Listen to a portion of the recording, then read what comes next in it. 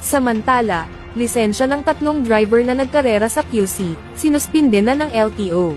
Sinuspinde na ng Land Transportation Office ng 70 araw ang lisensya ng 3 driver na sangkot sa karera at banggaan sa E. Rodriguez Sr. Avenue tapat ng St. Luke's Medical Center sa Quezon City nitong Lunes, December 8. Batay sa dashcam footage at investigasyon ng QCPD Traffic Sector 4, unang nakasagi ng motorsiklo ang Toyota Fortuner, matapos itong mag-counterflow sa nasabing kalsada. Sumalpok naman sa likod ng Raptor ang isa pang Toyota Hilux. Dahil sa insidente, ipinag-utos na ni LTO Chief Assistant Secretary Marcos Lacanilao, ang 90-day preventive suspension sa mga driver ng Fortuner, Raptor at Hilux. Ipinatawag na rin sa pagdinig sa LTO Central Office ang mga rehistradong may-ari at mga driver ng 3 sasakyan, at inatas ang magsumite ng kanilang paliwanag. Sa ngayon, nakalagay na sa alarma ang mga nasabing sasakyan, at pinasusuko na rin ang lisensya ng mga sangkot na driver. Giit ng LTO, hindi nito kukonsintihin ang counterflowing at reckless driving,